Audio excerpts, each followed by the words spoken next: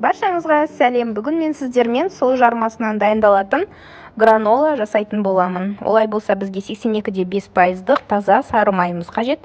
Оны міндетті түрде осылай сковородканың ішіне салып, ақырын ғана отта ертіп қыздырып аламыз. Барлығы еріп болғаннан кейін міндетті түрде таза, құрамы табиғи мед қолданатын боламыз, яғни балды. Менде екі түрлі бал, біреуі цветочный сұйық, біреуі қою кәдімгі натуральный балымыз.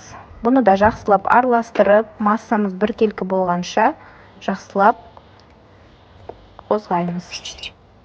Массамыз біркелкі болғаннан кейін бір шай қасық корица қосамыз. Корица бізге гранолалардың түсіне, дәміне және де иісіне өте жақсы әсер етеді.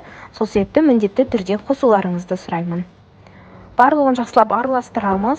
Корицамыздың құрғақ болмауы қажет. Міндетті түрде жақсылап араласқан біркелкі масса болғанша венчиктің немесе осындай лопатканың көмегімен жақсылап араластырып аламыз.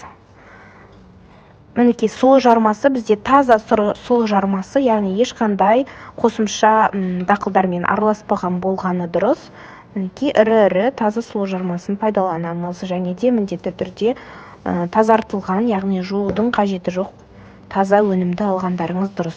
Екіге бөліп, массаны сковородканың ішіне салып, жақсылап біркелкі болғанша жан-жағына барлығына тигенше араластырамыз. Содан соң противеньнің қағазын қойып, үстіне біркелкі етіп жайып, духовкаға 180 градусқа 30 минутқа саламыз. Бірақ та 180 градуста әрбір 5-10 минут сайын шығарып, араластырып тұрғанымыз абзал.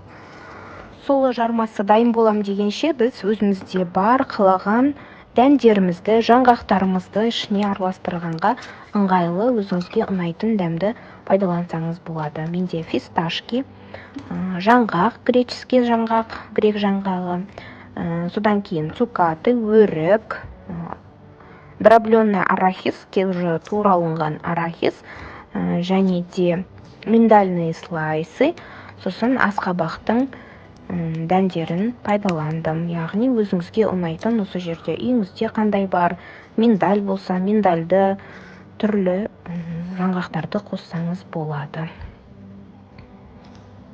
Мінекей барлығын араластырып, бір пиала етіп қойып қойдым. Әрбір 5 минут сайын араластырып отырамыз дедік, себебі противендегі шет-шеттері күйіп, орта жағы қызармай қалуы мүмкін. Яғни бұл араластыру барлығы біркелкі түсте болуы үшін маңызды. Енді біз цукатыларымызды өзі майда 4 пішті, соның өзін 4-ке бөлеміз, яғни қалауыңызша бөліп шықсаңыз болады. Және өрікті тураймыз. Грек жаңғақтарын ірі етіп турағандарыңыз дұрыс, тым майда қылмастан, сонда аузыңызда қытырлап жаңғақтың дәмі сезілетін болады.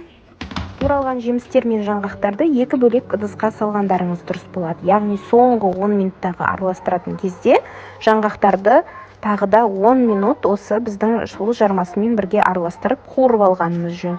Бұл біздің жаңғақтарымыздың қытырлақ әрі де суланған болатын болса, оның кебуіне үлкен әсерін тигізеді.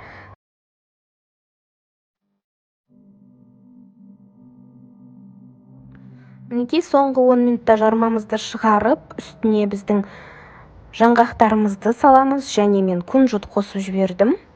Өте дәмді және өте пайдалы болуы үшін жақсылап араластырып, тағы да духовкаға 5-10 минутқа салып, тағы да бір араластырып алсаңыз болады. Менде жаңғақтар қуырылған болғандықтан тек қызару мақсатында 10 минутқа салып алдым. Мінекей біздің граноламыз дайын болды. Ыстықтай осылай шығарып қойдым. Жақыннан көріңіздер, және цукаты барлығы дайын болғаннан кейін кептірілген жемістерді осылай үстіне салып, жақсылап араластырамыз.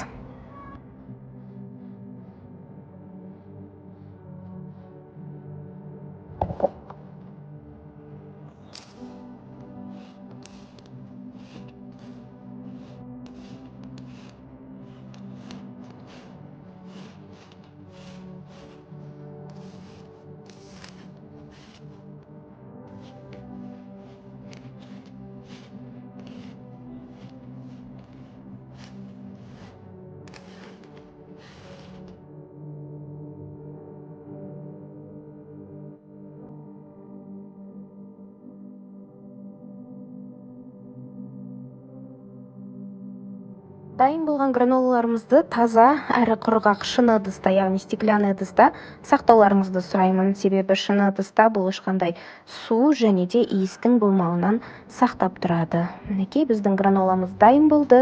Астарыңыз дәмді болсын. Түрлі таңғы астарда жақындарыңызды қуантсаңыздар болады.